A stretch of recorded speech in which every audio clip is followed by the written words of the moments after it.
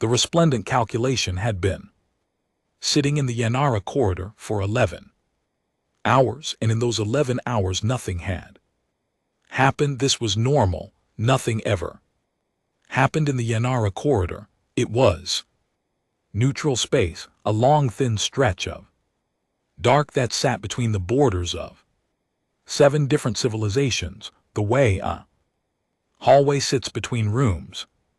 Nobody owned it.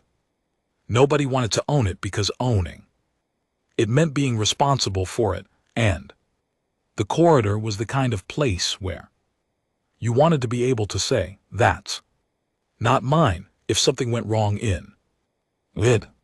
The resplendent calculation's job was to walk that hallway back and forth 11 hours in one direction, turn around 11 hours back, log everything, report anything unusual, return home and do it again next week.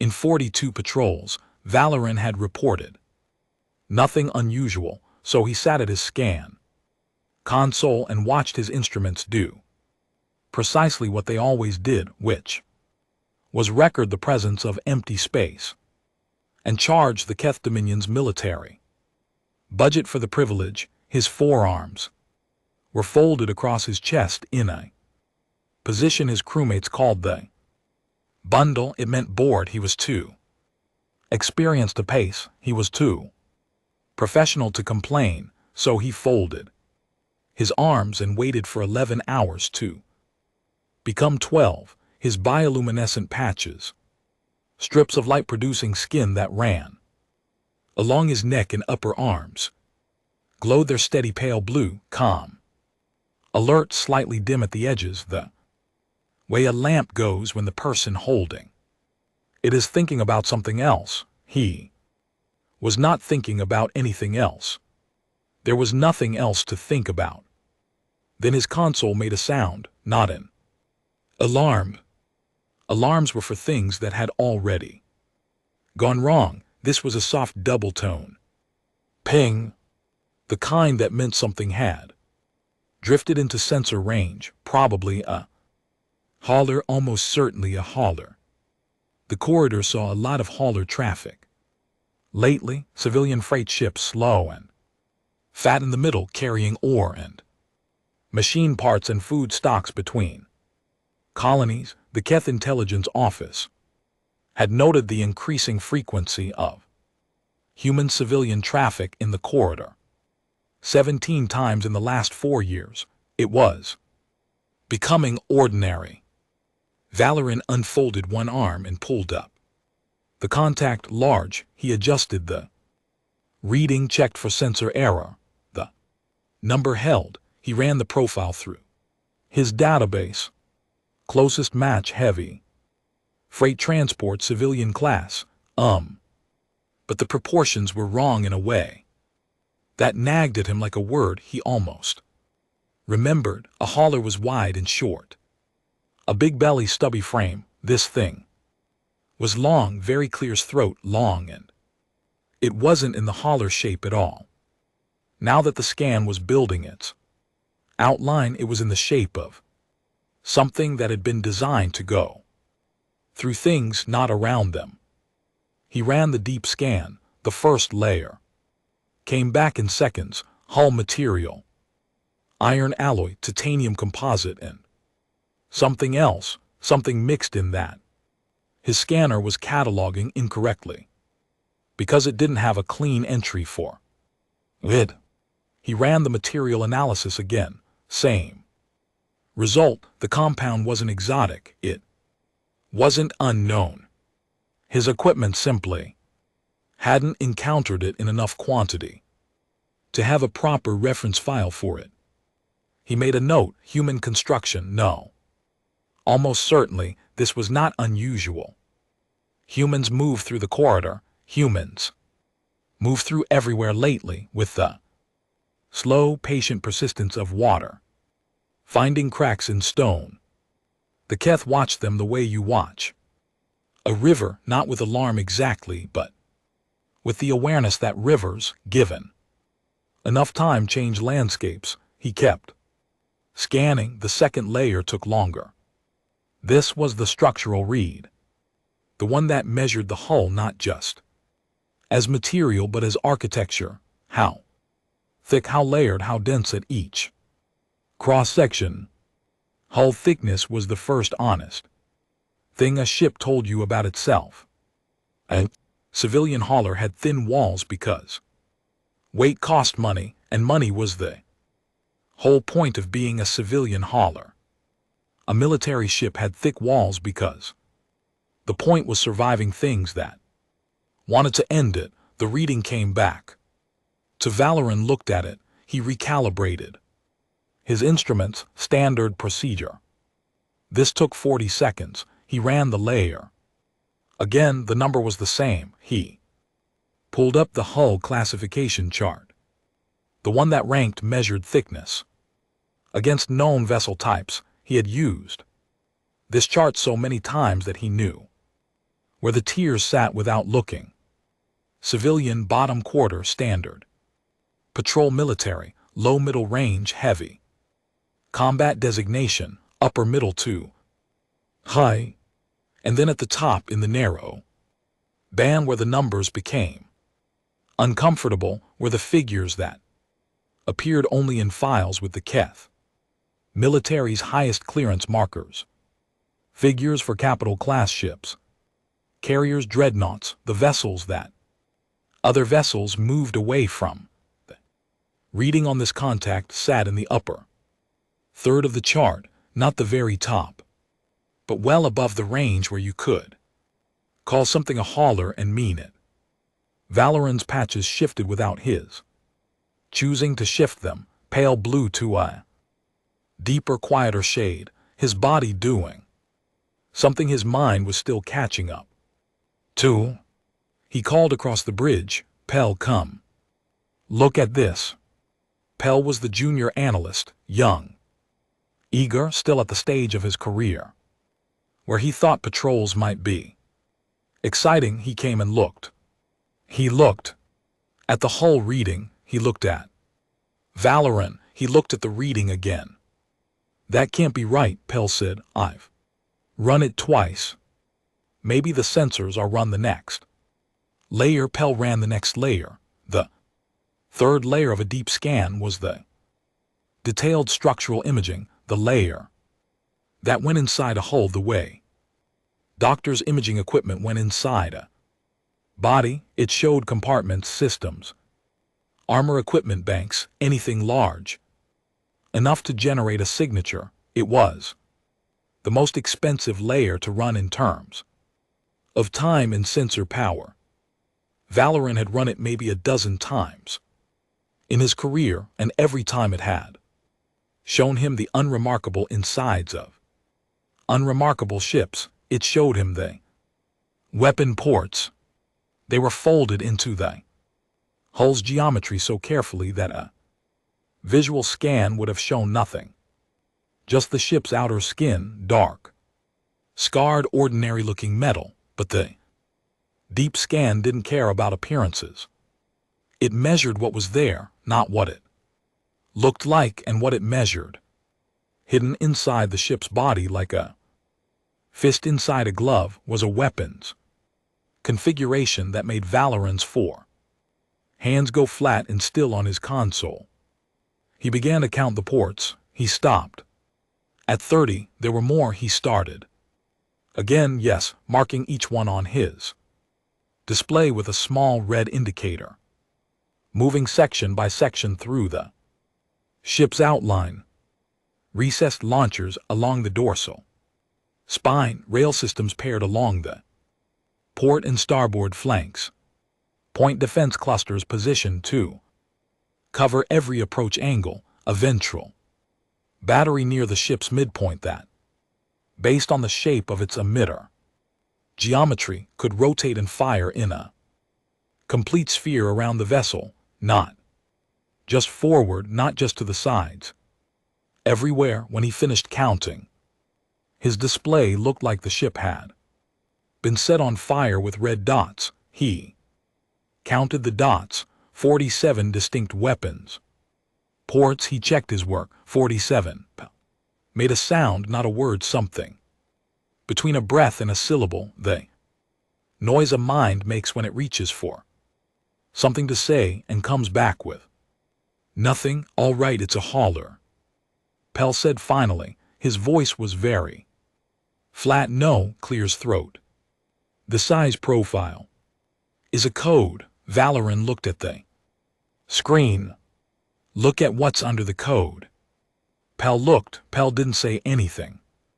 Else the contact was still moving. Same speed, same heading. It hadn't powered any of its weapon systems. The reactor signature, he checked this now, running a fourth analysis specifically targeting the power plant, was running at what the instruments classified as low output cruise mode, comfortable transit speed, the setting you used when you were going somewhere easy and nothing was wrong. It didn't know they were scanning it, or it didn't care. Valoran sat with that for a moment and couldn't decide which version made him feel worse. He ran the registry ping.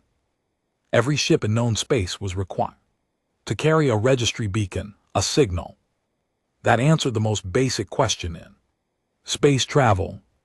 Who are you and where are you from? The ping took 0.4 seconds to return. 2 words in electromagnetic signature. ISV Meridian Scar. He ran the name through his database. The file that came back was large. He opened it. He began to read. He read for 6 minutes. He stopped. Not because he'd finished. He hadn't finished. He stopped because there was a point in the middle of the file. Past the commission date, past the class designation, into the operational record, where reading further felt like something he needed to make a decision about. Like stepping through a doorway he hadn't fully thought about stepping through. He closed the file. He sat with his hands flat on the console. His patches had gone dark. He didn't notice until Pell looked at him. Pell's own patches were flickering, the involuntary bioluminescent stutter that young Keth showed when they were frightened and hadn't yet learned to control it. Valorans were not flickering, they were simply off, nearly pulled inward, like a creature that senses something very large nearby and goes very still. I need to contact the High Arbiter, Val Oren said. He's in a policy session, Pell said. Yes. Pell understood. He went to the comm station. Val Oren turned back to the contact, still moving, still quiet, still wearing its civilian outline like a borrowed set of clothes, its real shape hidden underneath. He made himself open the registry file. Again, he read the section he'd stopped at. He read past it into the parts he hadn't reached yet. And the operational record of the Meridian Scar was a long document. It listed every engagement the ship had officially participated in over the course of its service. Some of the names he recognized, battles that had appeared in Keth intelligence briefings over the years, conflicts that had been tagged, analyzed, and filed under headings like human military activity, observed, and human expansion events. Western Corridor. He knew those names. He had read reports about those names. But those were not the entries that made him close the file the first time. It was the other entries, the ones that had no corresponding data in the Keth military database at all. Not classified, not redacted, simply absent. Engagements that the Keth intelligence services had never recorded, never heard of, never received any information about. 8 more than 30 of them, conflicts with no names he recognized in regions he had partial knowledge of, against parties the file didn't specify. Against parties the file didn't specify. He ran the whole damage pattern. Analysis, the scan had already mapped every mark on the meridian scars. Exterior, every scar, every repaired section, every place where the ship had been hit. And mended, his instruments could read the energy signatures left and damaged.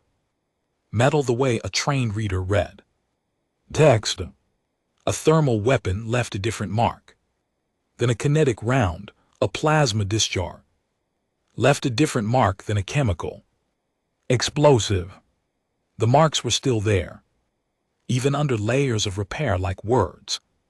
Written under paint, he cross-referenced the damage signatures against known weapons databases. Most of the marks matched external sources.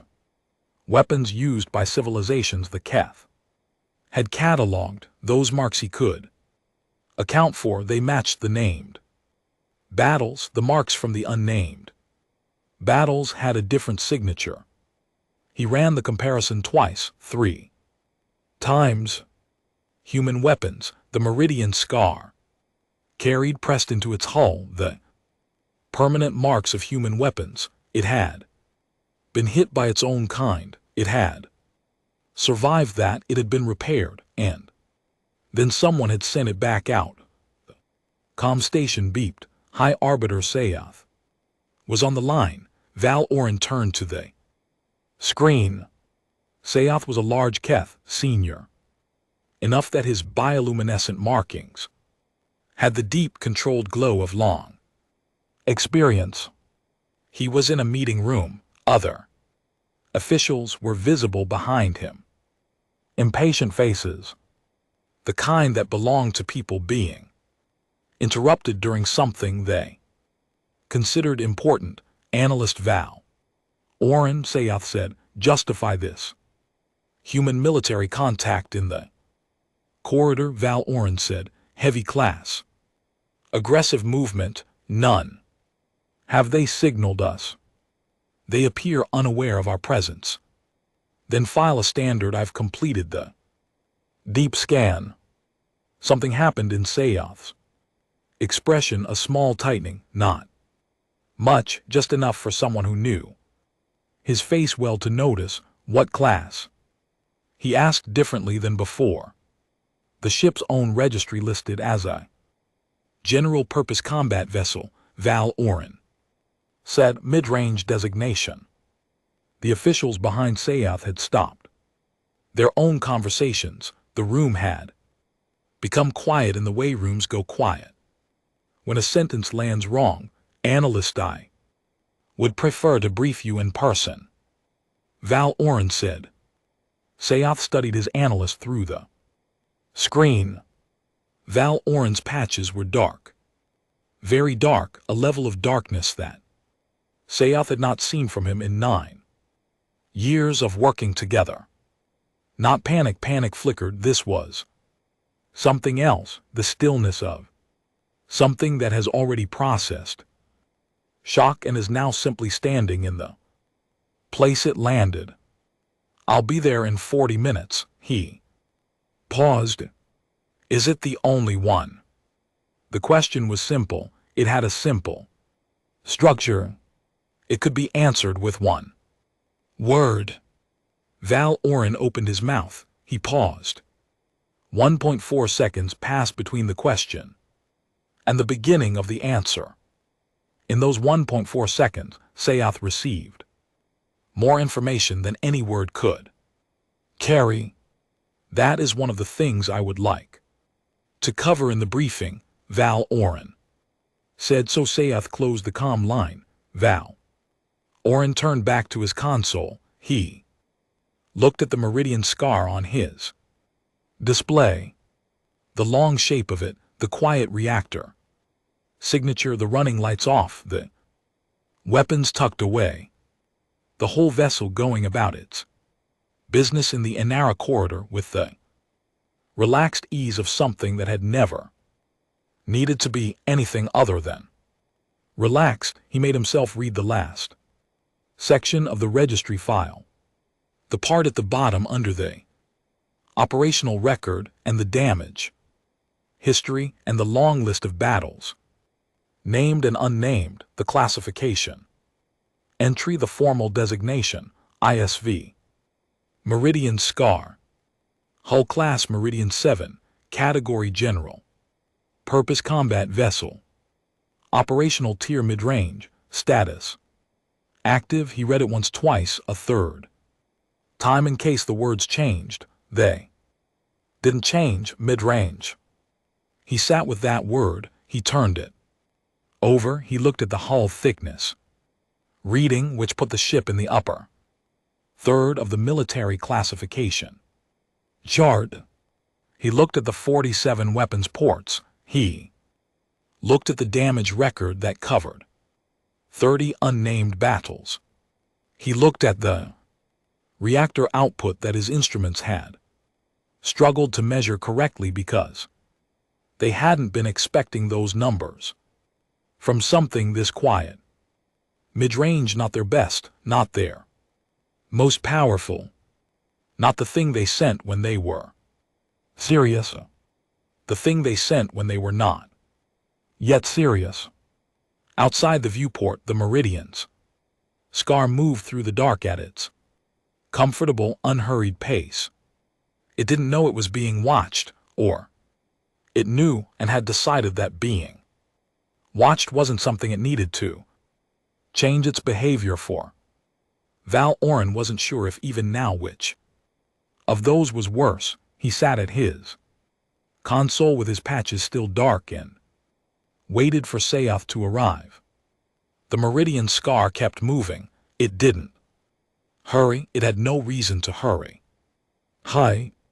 Arbiter Sayoth arrived 38 minutes after Val Oren's call. He came with 2 aides and no announcement, which was itself a statement. Sayoth was a man who announced himself in proportion to how seriously he wanted other people to take the situation. When he walked into a room quietly, it meant he had decided to take the situation seriously himself first before deciding what he wanted others to do about it. He walked into the scan bay quietly. He looked at the display. The Meridian Scar was still there, still moving, still quiet, still wearing its unremarkable exterior like a costume it had borrowed for a very long trip. Can you show me? Sayoth said. Val Oren showed him. He started with the hull thickness. He explained the calibration process, how he had checked the reading twice, how the number had not changed either time, how it placed the ship in the upper third of the military classification range. Sayoth listened without expression. His aides clear's throat took notes. He moved to the weapons ports. He pulled up the display with the red indicators scattered across the ship's outline. He explained the recessed geometry, how the ports were folded into the hull so precisely that visual inspection would miss them, how the deep scan had found them by measuring what the material, what it showed. He counted through the categories: launchers, rail systems, point defense, clusters, the ventral battery that could fire in a complete sphere. 47 ports total. As Sayoth looked at the number, he looked at the display. He did not say anything. I want to show you something else, Val Oren said. He pulled up the hull analysis, not the thickness reading, but the deeper study his team had been running for the past hour while Val Oren waited for Sayoth to arrive. The Keth had very good metallurgical analysis tools. They could read a ship's hull the way skilled physician read a body, not just what it was made of, but what it had been through. The history of a metal surface was written in its structure. Every impact left a trace, every repair left a seam.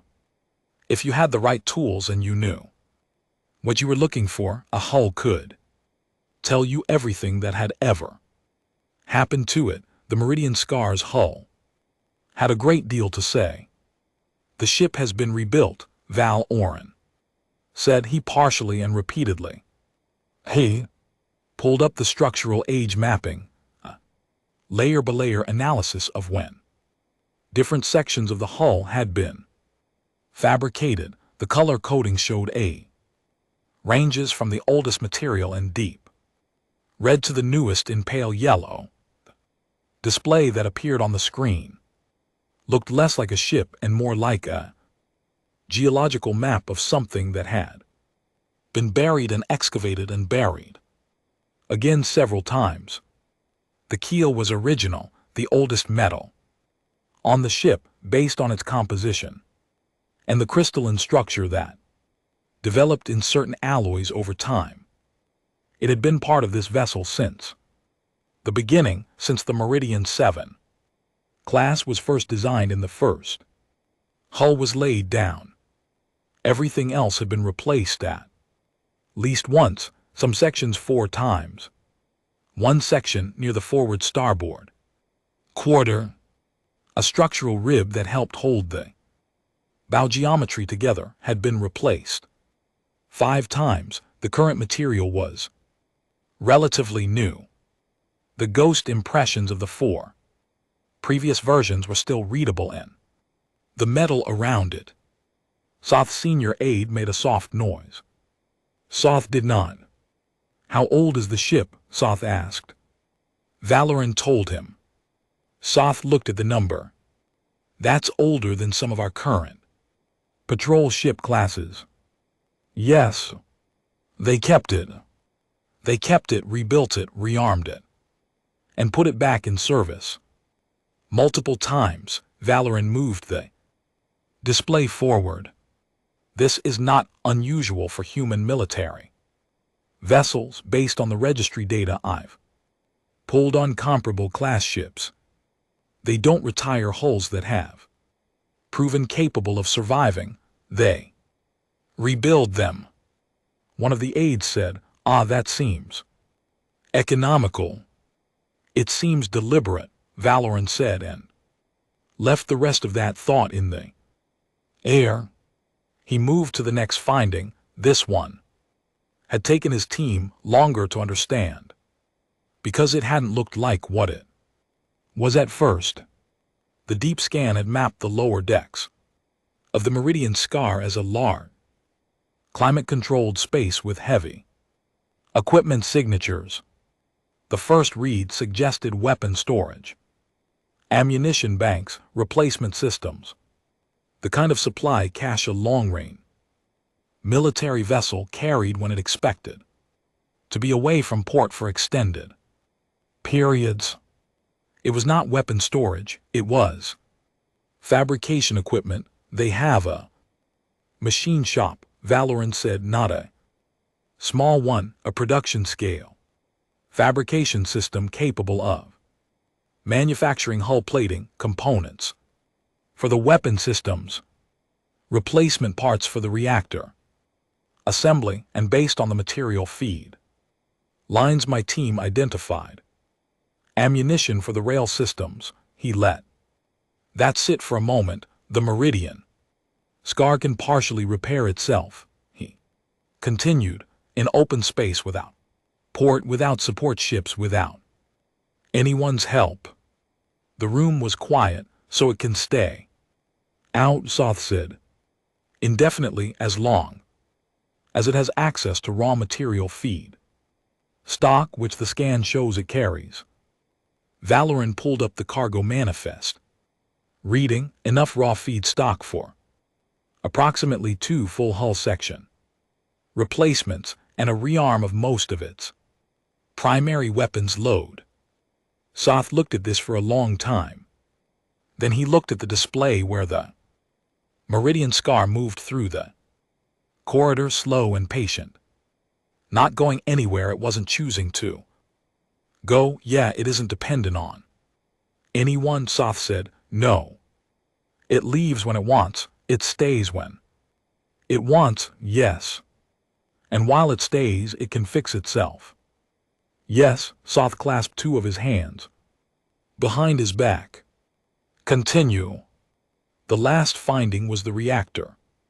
Valoran had saved it for last, not for dramatic effect, but because it was the reading that had required the most verification. He had run the reactor analysis 4 times. He had pulled in his chief engineer to look at the numbers. He had cross-referenced the energy output profile against every reactor signature in the Keth database for known human vessel classes. Every time the number came back the same. I want to walk you through this carefully, Valoran said, because the first time I saw it, I assumed I had made an error. He pulled up the reactor output reading. A raw numbers first, the base energy measurement the scan had recorded. He then pulled up the conversion reference. This is the standard military yield scale, the one we use to compare power output across different vessel types. I want to make sure that we're all reading from the same chart. He showed the chart. He pointed to the tiers: civilian, patrol, combat, heavy combat, capital class. He pointed to where the meridian scars reading landed on that chart. Soth's senior aide made the same soft noise as before. It was a different kind of soft noise. This time, that's running at cruise mode, Soth said. Low output cruise, yes. Approximately 30% of recorded maximum capacity for this reactor type. Soth stared at the chart. At full output. He started at full output. Soth it would land here.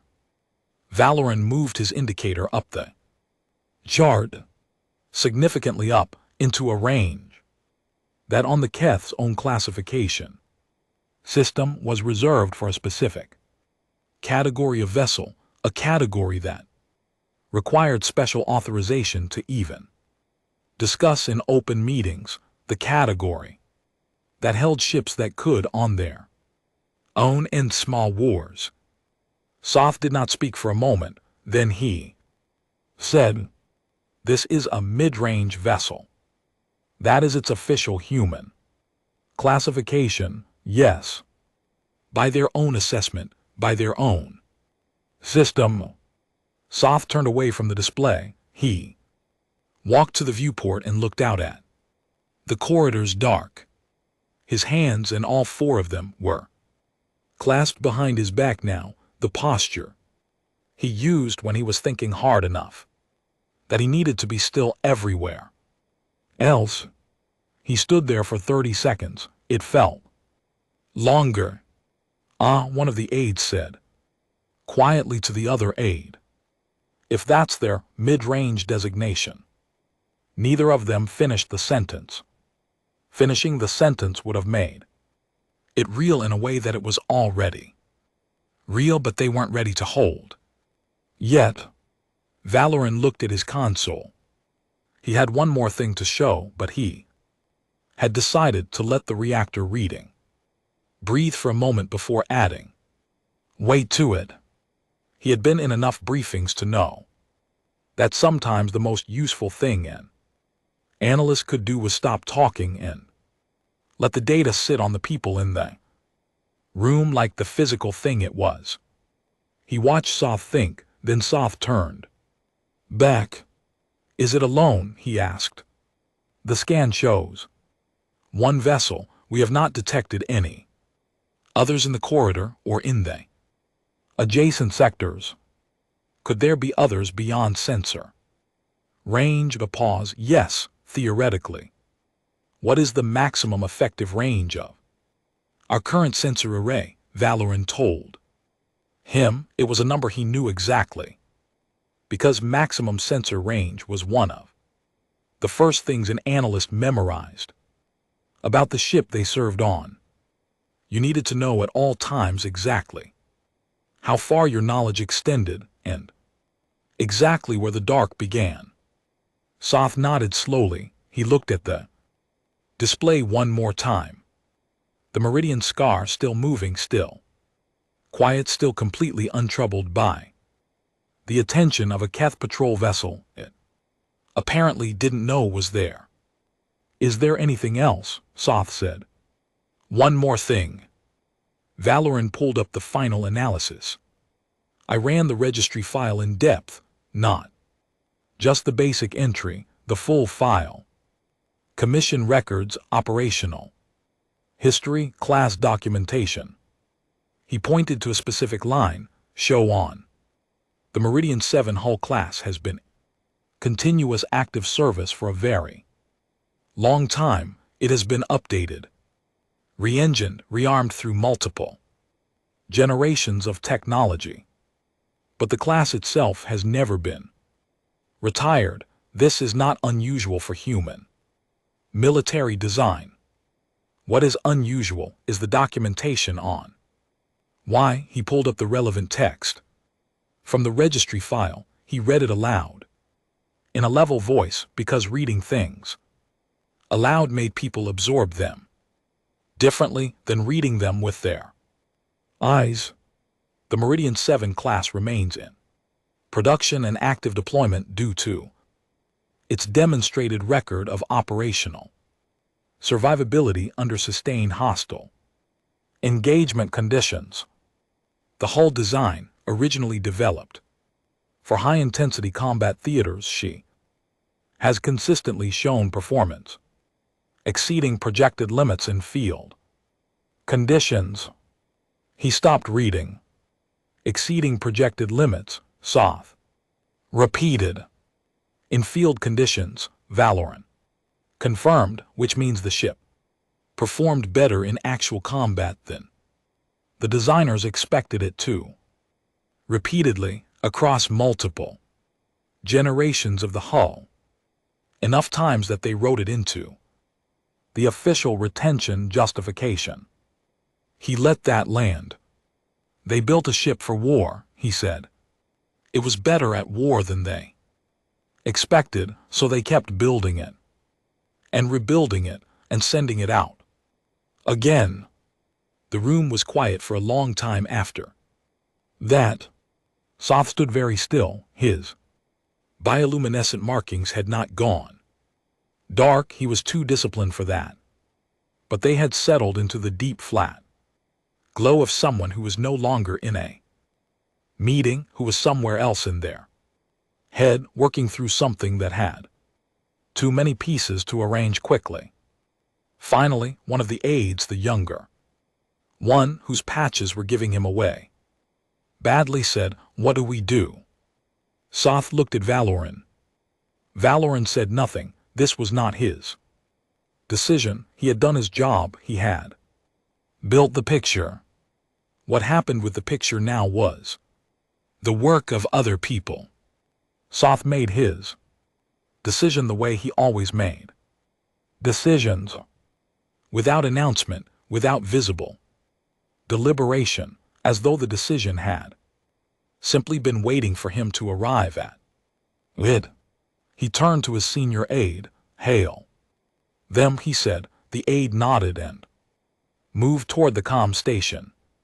Politely, Soth added. The aide paused for just a fraction of a second, then nodded again. Valoran looked at the meridian scar on the display. He thought about the reactor running at 30%. He thought about the fabrication bay in the lower decks. He thought about the 5 replacement ribs in the forward starboard section and the hull scars from battles that didn't exist in the Keth database, and the 47 weapons ports that you couldn't see unless you knew exactly what you were looking for. He thought about the word reliable, written in formal text in an official retention document used to describe a ship that was better at war than its own makers had planned. Politely, he thought, yes, that was exactly right. The meridian scar answered on the second hail. The comm screen opened and a woman appeared on it. She was somewhere in her middle years, with a face that looked like it had been through enough to have learned how to be still, her dark hair cut close to the head, uniform jacket worn open at the top, which was the kind of small informality that either meant low discipline or so much confidence in her authority that the jacket had given up trying to contain it. She was holding a cup. The cup was clearly coffee based on the dark color, and the steam and the way she was holding it with both hands like it was a thing she had earned. She looked at the screen. She didn't look surprised. "This is Commander Yevgeny Solano of the ISV Meridian Scar," she said. "Identify yourselves." It was not aggressive. It was not soft. It was the voice of someone who had said the same words many times and saw no reason to dress them differently today. A very routine voice for a very not routine situation. Soth stepped into the screen's field of view. He had made the decision to handle the contact himself, which was either smart or a very significant mistake, and right now Valen Rune was not sure which. The High Arbiter was practiced at first contacts. He had the right bearing, the right depth of voice, the kind of controlled bioluminescent glow that projected authority without aggression. He identified himself in the resplendent calculation in the standard diplomatic form, title, vessel, governing body, intention of contact. "Commander Solano," he said, "we observed your vessel transiting the Yanner corridor and wish to conduct a standard inquiry. We have no hostile intention." A pause short. "All right," Solano said. "Not. Thank you for clarifying. Not. We welcome this opportunity for dialogue. Just. All right." As though this was a reasonable and ordinary thing that people said to her. And then she had noted it and was now ready to move forward. "May I ask your purpose in the corridor?" Soth said. "Transit," Solano said. She didn't elaborate. She took a sip of her coffee. Valen Rune watched from his station. He was patched into the comm feed on a secondary line, present in the conversation without being visible to the other party, which was standard intelligence procedure during first contact situations. His job right now was to listen carefully and flag anything that seemed significant. Everything seemed significant. He didn't flag anything.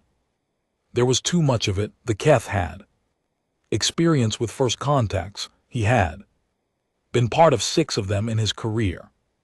There was a pattern to them. The other party, regardless of species or diplomatic tradition, did the same basic thing. They presented themselves. They explained.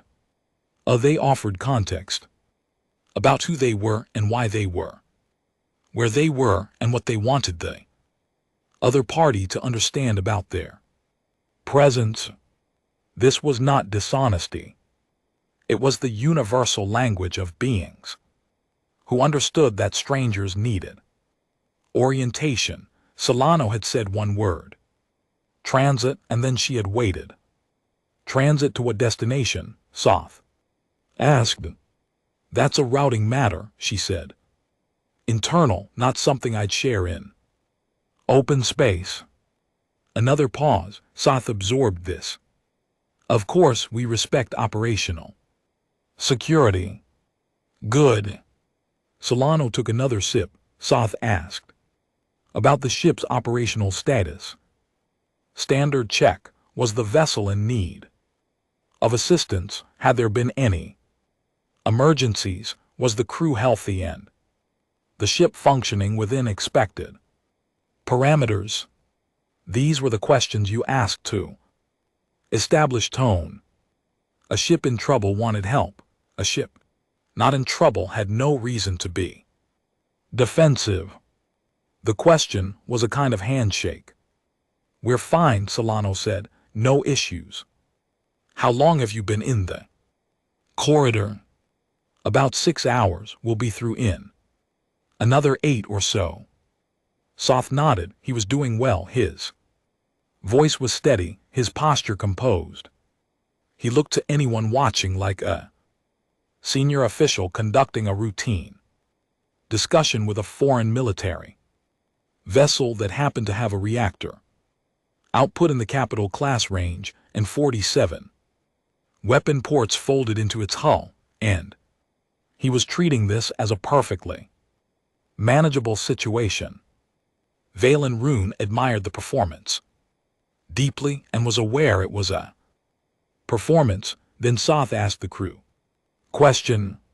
It was standard profiling protocol, every first contact included. How many personnel aboard, where? The number told you things about the ship's automation level, its operational philosophy, how much the civilization in question trusted technology versus human presence, whether the vessel was running lean for speed or heavy for redundancy. How many crew members do you have aboard? Soth asked. Solano looked at him for a moment, not with suspicion, with the look of someone doing a quick mental check. She gave a number. It was smaller than anything Valen Rune had calculated possible for a vessel this size. He ran the math again in his head. Even with heavy automation, even with the most advanced crew assistance systems, Keth could imagine a ship with this weapons configuration required a certain minimum number of hands to operate effectively. The targeting alone required trained operators, the fabrication bay required engineers, and the reactor of this size required a dedicated maintenance team. The number she gave him was less than half of what the minimum should be. You operate this vessel with Soth. Started, we manage, Solano said. It was not defensive, it was not proud. It was the voice of someone describing a simple fact of their daily life. We manage, the way you might say we get by or we make it work, an ordinary thing said about an extraordinary arrangement. Soth moved on. He asked about the ship's history in the corridor. Had they transited before? Were they familiar with the established transit protocols? Was there anything the resplendent calculation could provide in terms of navigational assistance, diplomatic texture, background noise, the kind of conversation that gave him time to think while sounding productive? And Valen Rune was no longer listening to the diplomatic texture. He was listening to Solano. He was watching her face on the screen with the focused attention of someone whose entire professional skill was reading data for what it did not say directly. She was not performing ease. She was actually at ease. This was a distinction that mattered enormously and was very hard to explain to someone who hadn't spent years watching beings under pressure. Performing ease was a specific thing. The stillness was in the wrong muscles. The voice was calibrated slightly outside its natural register. The eyes tracked just a little too carefully. Performing ease looked like ease the way a good painting looked like a window. Close, but not the same as what it was pretending to be. Solano was not performing, she was just easy. She had looked at the Keth patrol ships. Hale answered it, identified herself, answered the standard questions, drunk her coffee. She was on the other side of this conversation the way she was probably on the other side of every conversation. Present, attentive, and not particularly troubled by it. Either she was the finest intelligence professional Valen Rune had ever observed, maintaining a perfect cover under a surprise contact, or contacting a foreign military patrol vessel in neutral space was, for her, the category of things that did not require much adjustment. He wasn't sure which answer was more interesting. Then the question came that Valen Rune could not stop himself from asking. He had not planned to speak. He was an analyst on a passive feed. Speaking was not his role here.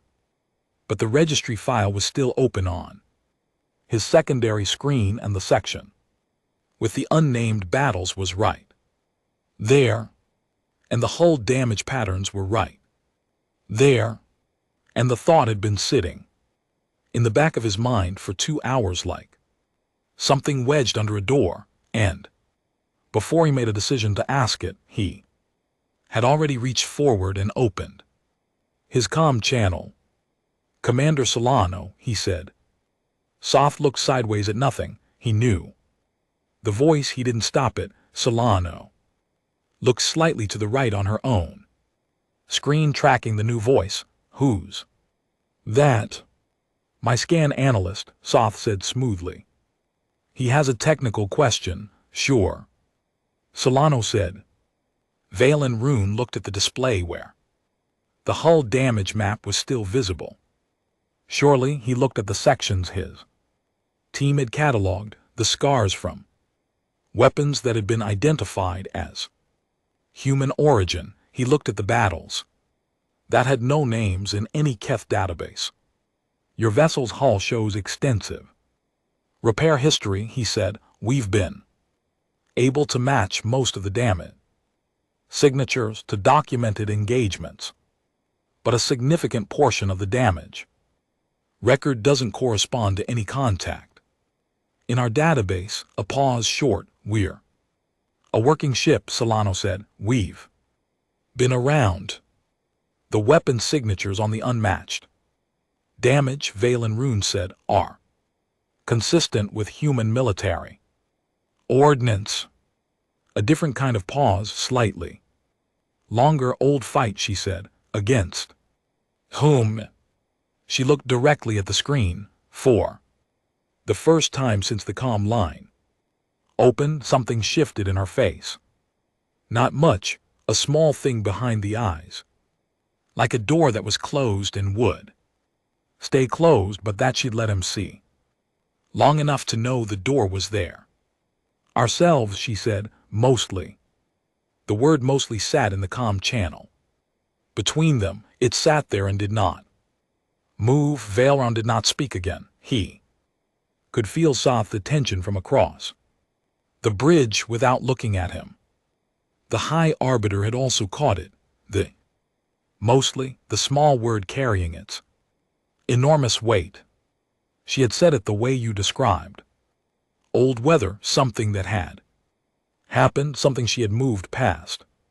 She wasn't explaining the mostly. She wasn't going to explain it. Mostly themselves, which meant carried in the space after that word, that sometimes it had been something else, something outside, something she was less interested in discussing than the internal conflicts in which she had mentioned first, as though those were the more ordinary category.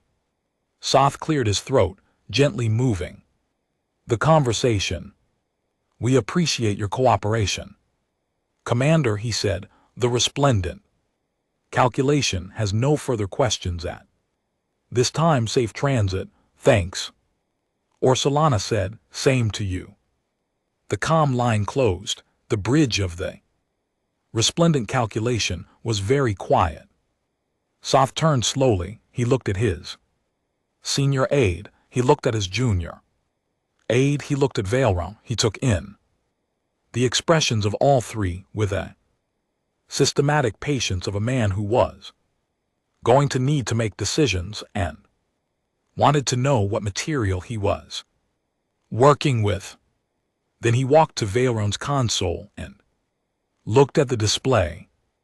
The Meridian Scar was still on the same heading, still at cruise speed. There had been no weapons activation and no course adjustment, no change in any reading since before the comm line opened. The conversation had not altered the ship's behavior by a single measurable degree. Increase our distance, Soth said. Quietly, 40,000 km. Maintain the passive sensor array. His aide moved to issue the navigation order. Keep it smooth, Soth added. Don't make it look like we're doing it quickly. On the other side of the now closed comm line, Commander Solano refilled her coffee. Valeron was watching the passive feed, the Meridian Scar's sensor output, which was visible even from this distance to his equipment. He watched for any adjustment in the ship's own sensor activity, any indication that they had detected the resplendent calculations change in position. The Meridian Scar's sensors did not adjust, and the ship moved at the same speed on the same heading. It had not noticed the distance increase, or it had noticed and did not find it interesting. He was becoming familiar with the particular discomfort of not being able to decide which version was true. She said mostly, the junior aide said. He said it quietly to no one in particular, in the voice of someone who had heard a word and couldn't stop turning it over, mostly themselves. No one responded. The word had already done what it was going to do, explaining it wouldn't improve on it. Valeron looked at the hull damage map still open. On his secondary screen, he looked at the unmatched scars, the ones from the battles with no names, the ones from human weapons. He thought about the Meridian Scar being rebuilt 5 times and sent out again 5 times. He thought about the fabrication bay in the lower decks, the feedstock material, the self-sufficiency. He thought about the crew size, that number, that small, impossible number, and the way Solano had said we manage, with the complete lack of emphasis that meant it was true and she didn't need him to believe it. He thought about the way she had answered every question, not evasively, not aggressively, just sparsely, the minimum word count required to give an answer, offered without decoration or effort, not clear's throat because she was hiding things, because talking more was not something this situation required of her. He thought about what that meant. Being under pressure, talked more, explained more, offered more, because the gap between what they said and what might be suspected needed to be filled with words. A being who was not under pressure said what was necessary and stopped. Solano had said transit and we manage, and mostly ourselves in old fights.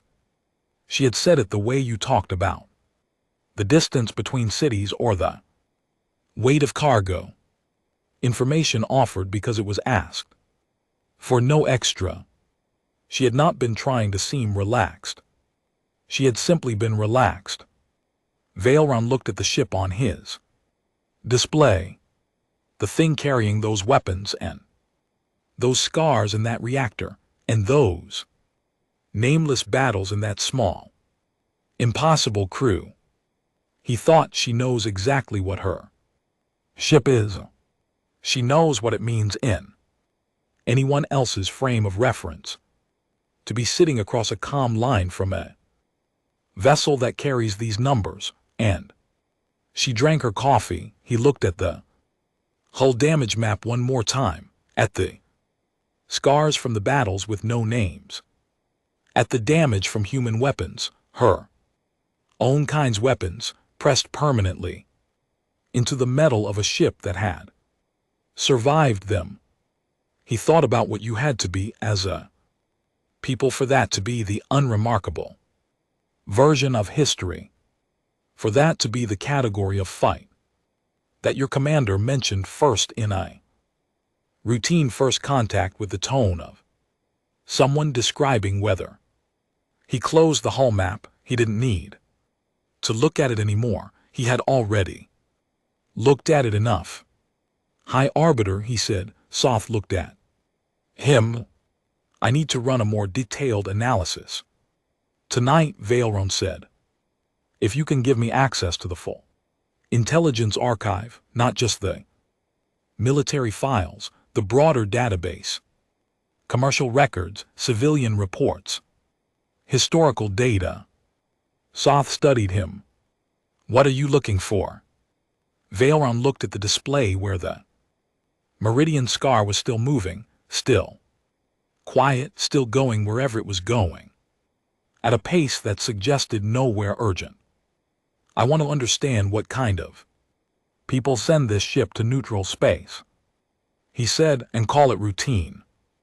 Soth held his gaze for a moment, then he gave the access authorization. Valeron did not sleep. This was not unusual. He was the kind of person who, when he had a problem, needed the problem to be finished before his body would agree to rest.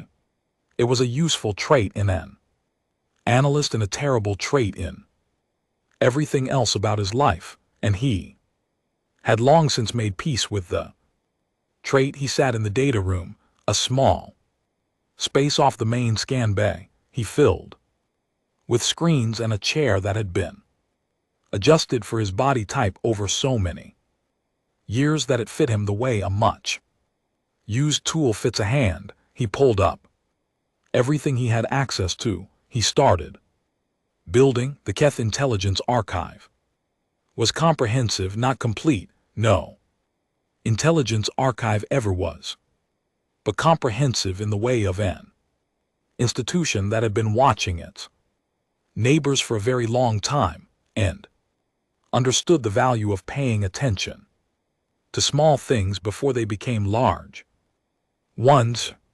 There were files on human civilization going back to the early period of Keth human contact, trade records, diplomatic communications, civilian shipping logs, military incident reports, population surveys, economic data, political structures, where the Keth had been able to map them. He started with time. He built timeline, not of human space history.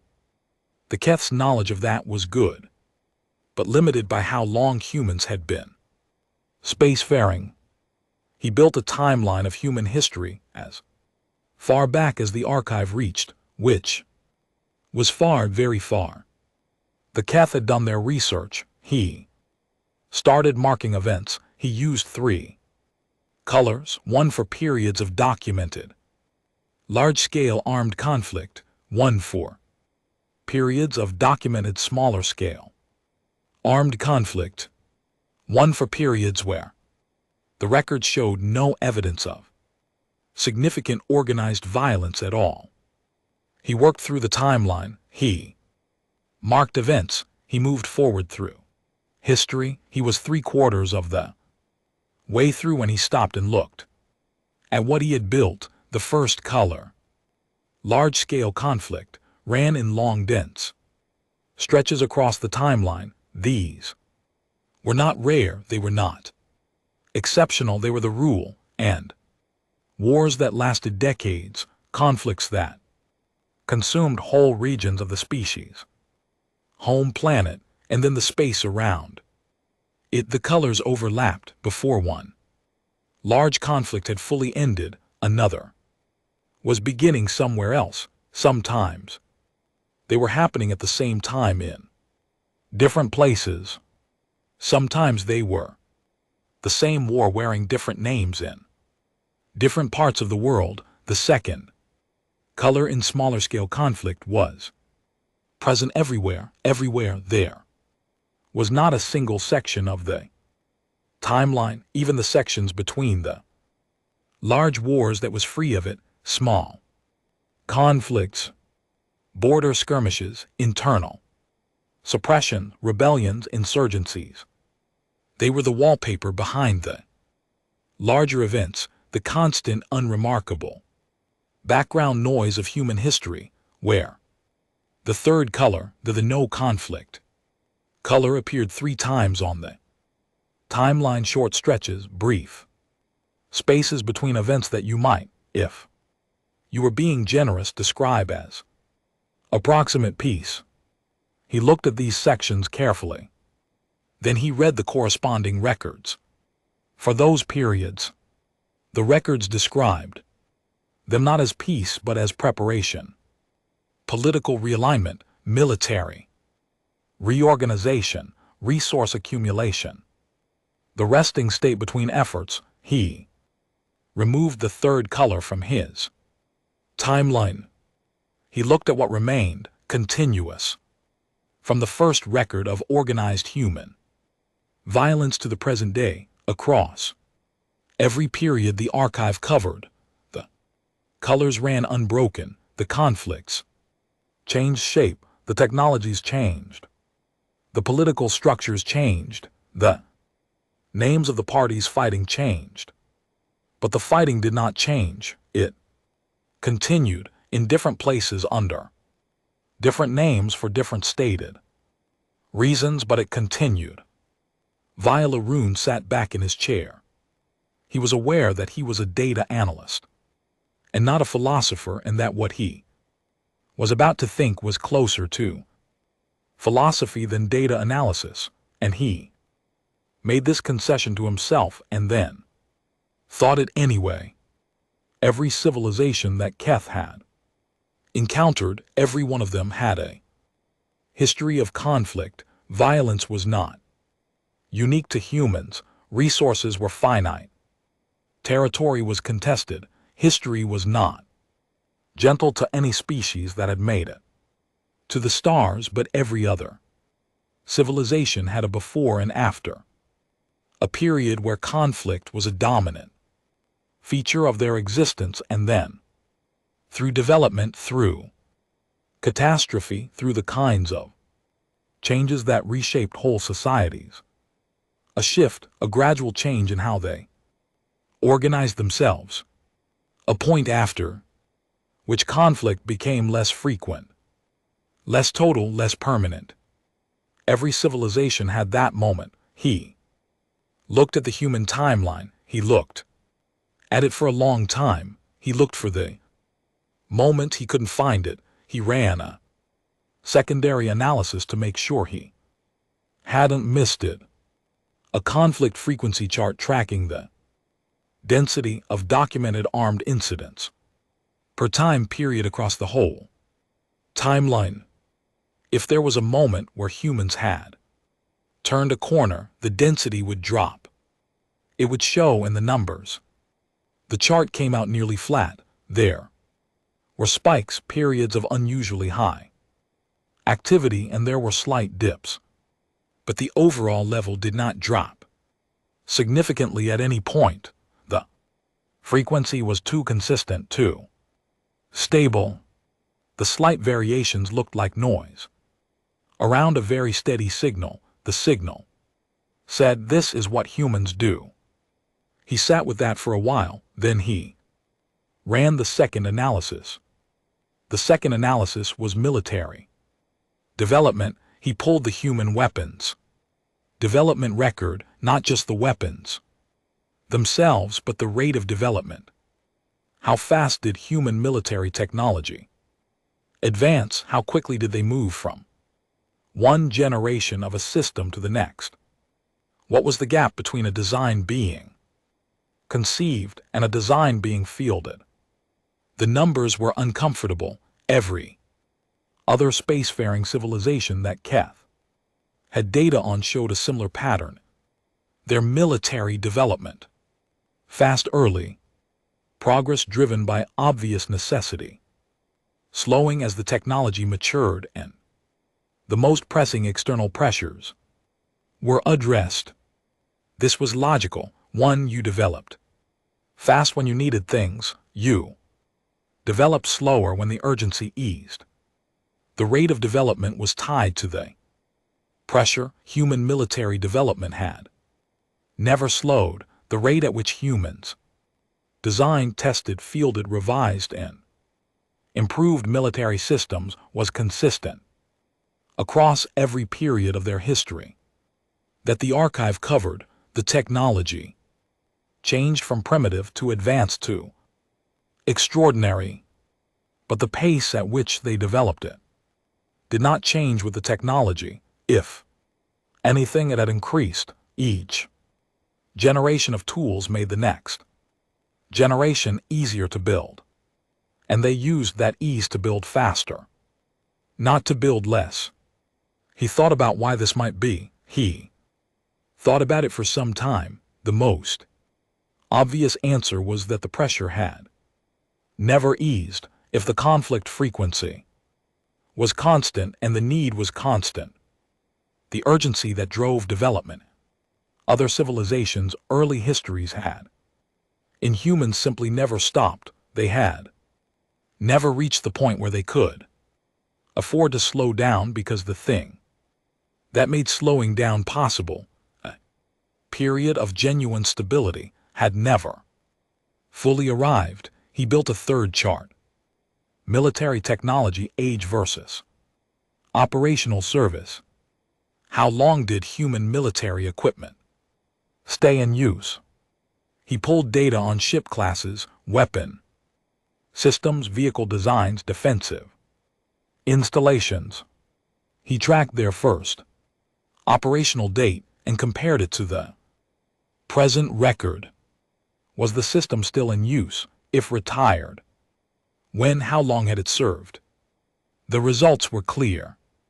Human military hardware lasted a very long time. Systems that had been designed decades ago were still in active service, either upgraded and improved but not replaced, because the upgrades worked and replacement was expensive, and the things they had already built had already proven they could do what was needed. The Keth retired systems on a scheduled basis regardless of performance. Humans retired systems when the system stopped working. Some of them had not stopped working. He thought about the meridian scar, about the original keel, about the 5 replacement ribs, about the fabrication bay, about the 47 weapon ports in a hull that had been rebuilt so many times that its metal was a geological record of everything it had survived. He pulled the full class documentation for the Meridian 7 hull. He found the retention document, the official justification for why the class remained in production and active service after all this time. When he found the section, he had read this author earlier. He kept reading past the part he'd read aloud. The document went further. It detailed the class's performance history across its service life. It listed the specific engagements where the design had exceeded projected limits. The phrase from the earlier section, it explained what that meant in practice. It meant that ships of this class in actual combat conditions had consistently performed better than the engineers who designed them had calculated they would. This had happened in the first operational year. Engineers had revised their projections upward. The updated projections had also been exceeded. The engineers had revised again. The revised projections had been exceeded again. At some point in the document, the engineers had stopped revising their projections and instead added a note to the class documentation. The note said, field performance of Meridian 7 class vessels consistently indicates that theoretical performance models underestimate operational capacity under sustained engagement conditions. Recommend basing planning assumptions on demonstrated field results rather than modeling. He read this note twice. The engineers had given up trying to predict how well their ship would do in a fight. They had decided that the fight would tell them more than the math would, and they had used the fight's testimony as their new baseline. There was a word in the document near the end of the retention section. One word used to justify the continued production of a vessel class that was old enough to have a geological record of repairs, one that was fast enough to still be relevant and strong enough to have beaten its own designer's math. Every time they tried to calculate its limits, the word was reliable. He stopped reading reliable. He looked at that word for a long time. Reliable was a word you used about things that had never let you down. Tool you trusted, an instrument that always gave you the right reading. Process that produced the same result every time you needed it to. Reliable was not a word for exceptional things. It was a word for things you had come to depend on so consistently that their dependability was their primary characteristic, not amazing, not extraordinary, reliable. They had built a ship that outperformed its own specifications in actual combat. Every time they put it in actual combat. They had done this so consistently, or across so many versions and rebuilds of the design, that the quality they had chosen to name, the quality that appeared in the official retention justification, the quality that had kept this ship in production for longer than some civilizations had been spacefaring, was not powerful or effective or formidable. It was reliable, like a tool you kept because it worked. Viola Room closed the document. He sat in the data room for a while without opening anything else. He thought about the human timeline, the continuous colors running from the earliest records to now, the military development that had never slowed, the equipment that stayed in service until it stopped working, and a great deal of it had never stopped working. The engineers who'd learned to trust the fight's results over their own math. He thought about Commander Solano on the comm screen drinking her coffee, saying, "We manage about a crew size that should have been impossible for a ship this size." He thought about her saying old fights and mostly ourselves, with the flat simplicity of someone recounting things that had happened in the past and were now finished and not worth elaborating on. He thought about what you had to become as a species to arrive at that posture. Not hard, not violent, just settled in a way that went very deep, in a way that came from having been in the thing so long that the thing had become ordinary, not a state of exception, just the state, the background, the normal against which other things were measured. And the Meridian Scar was their normal, a mid-range vessel, not exceptional, not their best, and the thing they sent when they were not yet concerned enough to send anything better. He thought about that word again. Reliable. He opened a new document. He had a report to write. He had been composing it in his head for the last several hours, between the analyses, between the charts, between the moments of sitting still while the data settled into something that had a shape. He wrote the report. It took him 11 minutes. When he was done, it was 2 lines long. He read them back to himself. They were the right 2 lines. He saved the document and flagged it for immediate delivery to the High Arbiter's personal secure channel. Then he sat back in his chair and looked at the ceiling of the data room for a while. The resplendent calculation was still moving through the corridor, maintaining its extended distance from the meridian scar. Both ships were still on their headings. Nothing had changed, everything had changed. He looked at the ceiling. He thought about the third color on his timeline, the one he had removed, the not quite peace periods, the preparation periods, the resting places between efforts. He thought every other civilization we know has learned to stop. He thought humans have learned to rest. There was a difference. He was not sure anyone outside this room understood yet how large the difference was. He closed his eyes. He was very tired.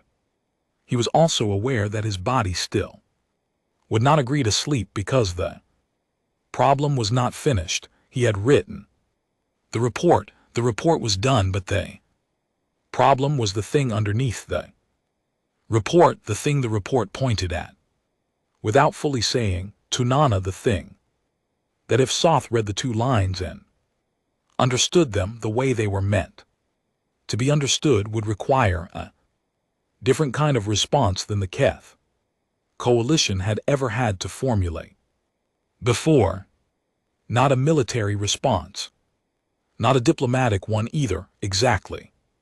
Something harder than both of those, an honest assessment of what they were dealing with, not the ship, not even the species as a category, but the specific, particular, deeply embedded reality of what it meant to be the kind of people who built the meridian scar, called it mid-range, and sent it through a neutral corridor on a transit run. Without a second thought, he opened the comm line to Soth's quarters. It was very early. The high arbiter answered quickly, which meant he hadn't been sleeping either. Did you read my report? Valoran asked. Yes, Soth said in a pause. Are you certain? Soth said. I've been building the picture for 6 hours, Valoran said. I've checked the sources, I've checked the methodology. I built the charts 3 different ways to see if the shape changes. Does it? No. Another pause. Longer. Then we need to call the council, Soth said. Yes. They won't want to hear this. Valoran thought about the timeline, about the flat frequency line, about the word reliable in the retention document, about Solano and her coffee and her very ordinary face and her very unordinary ship. Nobody wants to hear this, he said. That doesn't change what it is. Soth was quiet for a moment, then, get some rest. We have a very difficult day ahead. Valoran looked at the ceiling of the data room. He thought, I am not going to sleep. Yes, High Arbiter, he said. And GT, snorts. And GT. He closed the comm line. He sat in the chair and looked at his 2-line report. On the screen, the meridian scar is what they send when they are not yet concerned.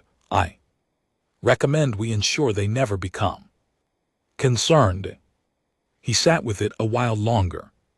Then he turned off the main screen and sat in the dark and tried to decide, for the first time in a very long career, whether he was afraid. He decided that afraid was not quite the right word. What he was, more precisely, was awake. Very awake, in the way you become awake when you realize that the world is somewhat larger and somewhat different than you had been calculating, and that your calculations will now need to start over from a place much further back. He stayed awake until morning. It didn't seem like the right time to stop. The Keth Coalition Council met in emergency session at midday.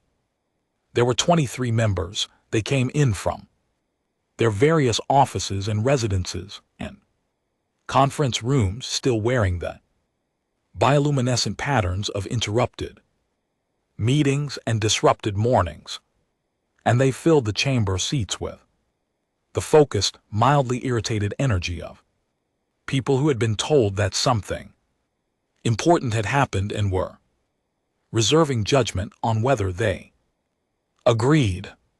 Soth stood at the center of the chamber. He had the scan clear's throat data projected on the wall behind him.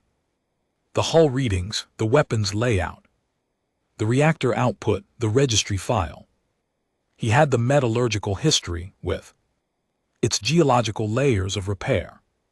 He had Valorun's charts, the timeline, the development rate, the equipment, service life data. He presented everything. He was good at this. He had done it many times. Hamasi, he laid the information out in a clean order, with space between each finding for the council to absorb it, and he kept his voice level and his bioluminescent pattern steady, because a speaker who showed agitation transferred that agitation to the room, and a room full of agitated political officials was not a useful working tool. When he finished, the chamber was quiet for a moment, then everyone spoke at once. It took 12 minutes for the arguments to separate into something resembling distinct positions. Valorant sat in the analyst gallery, one level above the chamber floor, behind a rail where the technical advisors observed and waited to be called on. He watched the council fracture the way he had known it would fracture. The same three directions. They always went the same three directions. It didn't matter what the situation was. The Hawks went first because they always went first. Aggressive people moved into space early before others were ready to occupy it. Counselor mouth older, dense with the kind of conviction that comes from having been right twice in his career, and never forgetting it, stood and made his case. One human warship had been identified. Its position was known, its capabilities had been measured, the situation was clear, a decisive response now, while the element of surprise existed, was not an act of aggression, it was logic, it was the basic mathematics of security.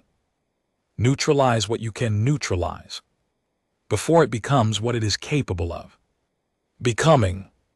He said the word decisive 6 times in 4 minutes. This was the word people used when they meant violent and wanted to sound like they meant something else. The doves assembled themselves more carefully, the way people who wanted to stop something urgent always had to be careful, because the room's energy moved toward the urgent option first, and you had to work against the current.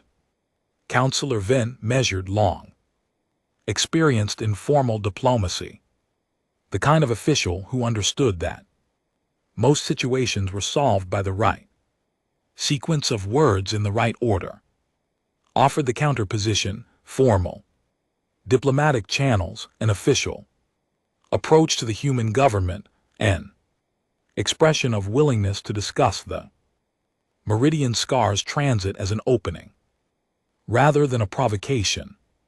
Establish contact on equal terms before any decision was made about what kind of contact was warranted. Well, she said, the word framework, often frameworks were what diplomats built when they needed something to stand on while they thought of what to say next. The two sides argued, the chamber filled with it, the back and forth of an argument that both sides had already decided to have before they heard the data, because both sides had arrived at their positions the way people arrived at most positions, through who they were, not through what the situation required. Valorun sat in the gallery and waited. He had thought about asking to speak. He had decided against it. He was an analyst. His job was to build the picture. The picture was built. He had provided it. What the council did with the picture was the work of other people. One, and he had long since learned that analysts who tried to do politicians' work for them usually ended up doing neither job well. But there was one piece of data he hadn't presented to Soth. He had found it 2 hours ago, buried in a secondary analysis he'd been running in the background while he built his other charts. He had flagged it for himself. He had been waiting for the right moment to bring it forward, because the right moment for a thing like this mattered almost as much as the thing itself. He watched the chamber. He waited for the argument to reach the point where both sides had finished saying the things they were committed to saying and were now repeating themselves in different arrangements of the same words, because that was the point where a room became ready to hear something new. It took 40 minutes. After then he asked to speak. Soth gave him the floor. Valorun came down from the gallery. He stood at the center of the chamber. 23 council members looked at him with the expressions of people who had been arguing and were being interrupted and were trying to decide how much to rescind it. He didn't use many words on the setup. There wasn't time and there wasn't need. During the contact with the Meridian Scar, he said, I ran a secondary analysis of all communication signals in the surrounding space. This is standard protocol for first contacts. We log all transmission activity in the local area to build a full environmental picture. He pulled up the data on the chamber's display.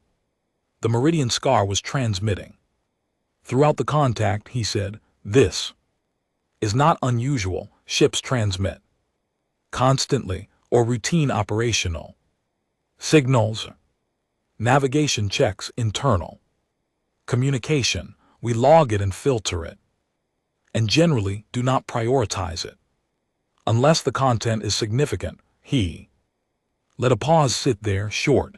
The content was significant. He pulled up the transmission analysis. Frequency, duration, signal structure, directional data.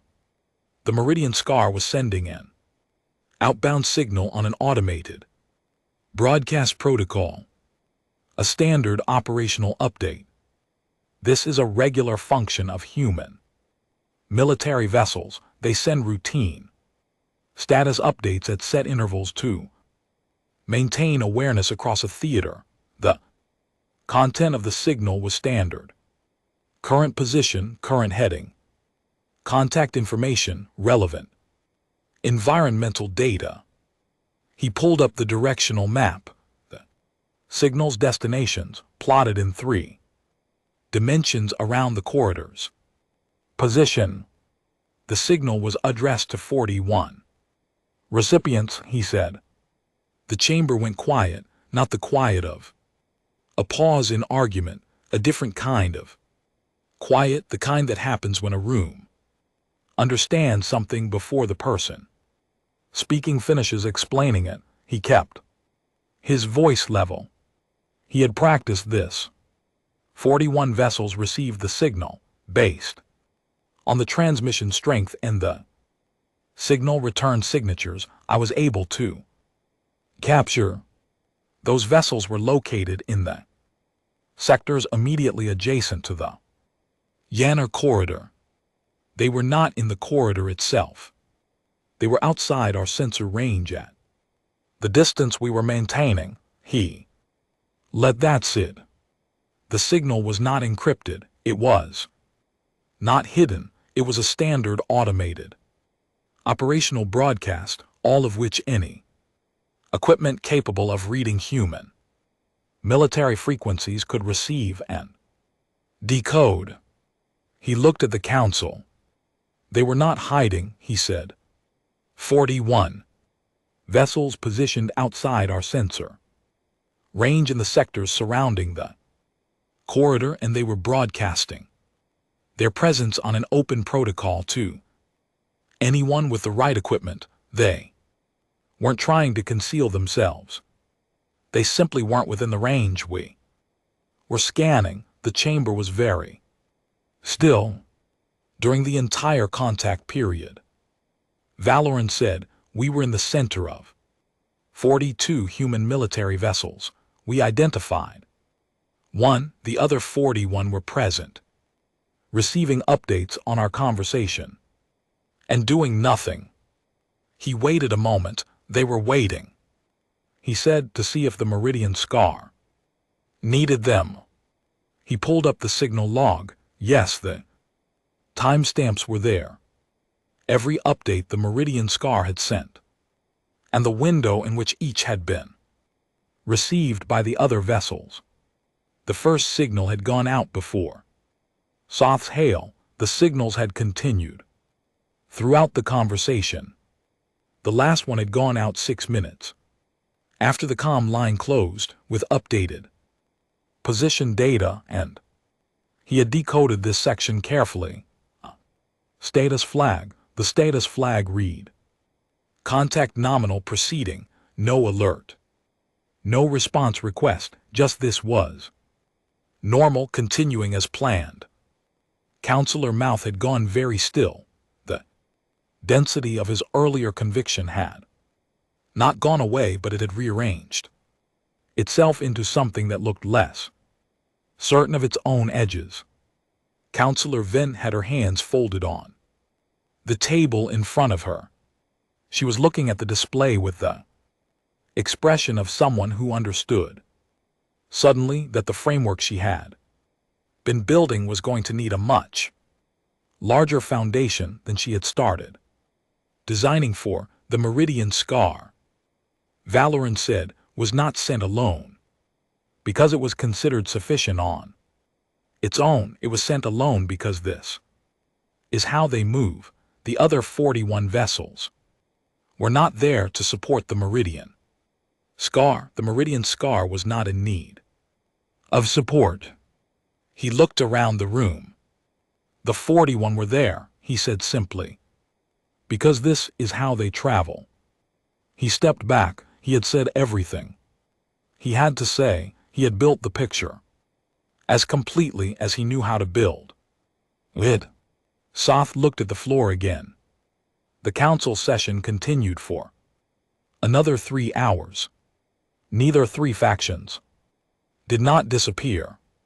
Factions rarely disappeared. They reorganized themselves around new information and found new arrangements for their existing convictions. But the weight of the conversation shifted. The room had felt when it walked in like a room in which action was possible, and the only question was, which action? It felt different now, heavier, more careful, like a room that understood it was making calculations about something it did not yet fully know the dimensions of. Valoran went back to the gallery. He sat and watched and thought about the status flag. Contact nominal proceeding. He thought about Commander Solana refilling her coffee, sending a routine update to 41 ships, flagging it nominal proceeding. He thought about what nominal meant. Normal, within expected parameters. Standard, one, the thing happened the way the thing was expected to happen, and there was nothing to report that was outside the range of what had been anticipated. This was nominal. This was the baseline. This was the category of event that did not require additional action or elevated response. A foreign military patrol vessel in neutral space conducting a scan and a contact was in Commander Solano's operating framework. Nominal. He sat with that for a while. The council reached conclusions. Not unanimous, the council rarely reached anything unanimous because 23 people with strong opinions and long careers did not often agree completely about anything, but they reached a working position. Diplomatic contact would be initiated through formal channels. The intelligence services would be tasked with a comprehensive analysis of human military disposition in the corridor region. No offensive action would be taken, no aggressive positioning, and the distance between the resplendent calculation and the meridian scar would remain at 40,000 km until the human vessel cleared the corridor, and the question of what to do next could be taken up in a calmer environment. The chamber emptied in stages, the council members left in small groups talking quietly among themselves, the bioluminescent patterns of their conversation muted and careful. The room that filled up loud came out quiet. Soth remained until the chamber was nearly empty. He stood at the display wall looking at the signal map, the 41 destinations plotted in 3 dimensions around the corridors. Position. His hands were clasped behind his back. His patterns were deep and steady. Valoran came down from the gallery. He stood beside Soth and looked at the same display. The two of them were quiet for a moment. She knew we were there, Soth said. He didn't say it as a question. I believe so, Valoran said. The signal timing. The first broadcast went out before your hail. She was already reporting the contact before we'd identified ourselves. She could tell we were running a scan. Any vessel with standard passive detection capability would have registered our scan signal. Yes. So she knew. Soth looked at the map. She knew we were there scanning her, and she sent a routine update to 41 ships and flagged it as normal. Yes, not because she wasn't paying attention. No, Valoran said. Anna, I don't think she ever stops paying attention. I think she decided we didn't require a response beyond what she gave us. Soth was quiet for a long moment. He looked at the display. The map showed the corridor and the resplendent calculations position and the position of the meridian scar during the contact window, and the 41 signal destinations spread through the surrounding space like points in a constellation that had been there the whole time, watching, not hiding, just waiting to find out if waiting was going to be enough or if something else was going to be needed. Nothing else had been needed. The status flag had said so. They sent her alone because she was enough, Soth said. He said it quietly. Not to Valoran, not to anyone in the room, to the display maybe, to the information in it. He paused. One, and she knew it, he said. Valoran looked at the map. He thought about the meridian scar still moving through the corridor somewhere, past the contact window now, continuing toward wherever it had been going when they first scanned it. Nominal. Proceeding. He thought about the 41 ships adjusting their positions slightly as the meridian scar moved, maintaining their formation in the dark outside the sensor range of a Keth patrol vessel that had thought it was conducting a standard contact with a single ship. He thought about what it meant to be a people for whom this was routine, not exceptional, not special, not a deployment that required planning and authorization and careful discussion about what the 41 ships were for and whether this was the right number, just the way they traveled. He thought about Commander Solano's coffee, The way she'd held it with both hands. The ease of her voice, the minimal word count of her answers. He thought she wasn't unconcerned. Because she was careless, she was. Unconcerned because she was prepared. Completely, habitually. In the deep, quiet way of something that has been prepared for so long that preparation has become the resting state, and the absence of threat is just a different kind of ready. He thought about the hull damage from human weapons, the unnamed battles, the rebuilt ribs, the word reliable in the official document. He thought about all of it. He thought about a species that had never fully stopped fighting, and what you became if you had enough time to learn every edge of that experience, every shape of that work, and until the work was no longer something you had to think about, until it sat in you the way balance sits in a body, not a thing you managed, a thing you were. What do we do? He said, not because he expected Soth to have the answer, just because the question needed to be in the air. Soth looked at the map for a long time. We learn to be useful to them, he said, before they have a reason to notice us more carefully. He turned off the display. He walked toward the chamber door. He paused in the doorway for a moment, not turning back, just standing. Send a commendation to your team, he said. They did good work today. They did, Valoran said. So did you. Then Soth left. Valoran stood in the empty chamber for a while. The display was dark. The room was quiet. Outside, somewhere in the Yanora corridor, flying a warship called the Meridian Scar was continuing its transit on its original heading at its original speed, with its reactor at 30%, and its weapons folded away, and its crew of an impossible number doing whatever they did on a routine day. Somewhere around it at comfortable distances, 41 other ships were doing the same, contact nominal, proceeding. He walked to the window at the side of the chamber.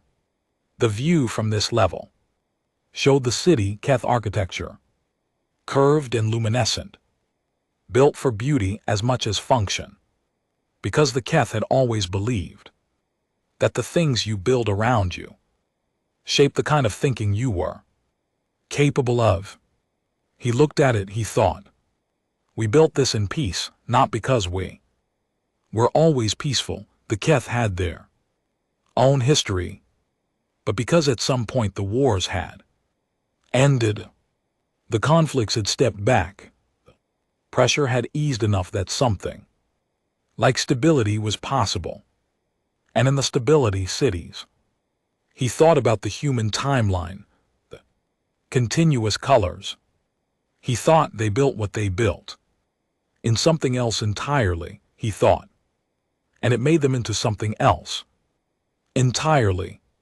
He wasn't sure whether that was a terrible thing or an extraordinary one. He suspected it was both in equal parts, and that the difficulty was the equal parts, that you could not separate the terrible from the extraordinary because they were the same thing looked at from different directions.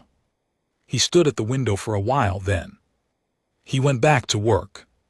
There was a full intelligence analysis to write, a recommendation for the diplomatic approach, a briefing for the security subcommittee, a complete report on the 41 vessels, their positions, their estimated classes, what could be inferred about human military deployment patterns in the corridor region from the fact that 42 ships had been in those sectors simultaneously. There was a great deal of work. He was glad to have it. Work was the good kind of problem. Work was a problem that moved toward its own solution if you put enough hours in. He went back to the data room. He sat in his chair. He opened his screen. He started building the picture. Outside, the Meridian Scar cleared the far end of the Yanara corridor sometime before evening. The resplendent calculation sensors tracked it to the edge of their reign, and then lost it in the dark, gone. Just like that, as if it had never been there at all. Vilarun noted the departure time in his log. When he noted the heading, he noted the final reactor reading. Still at 30%, still at cruise speed. Still unhurried, still easy, still going wherever it was going with the full and complete confidence of something that had never had a serious reason to be anything else. He closed the tracking window. He went back to work. He did not think about the 41 ships that had also gone, spreading out from the corridor in different directions back to whatever they had been doing before the Meridian Scar needed them to be nearby. He did not think about it because thinking about it did not help him do his job. He thought about it anyway.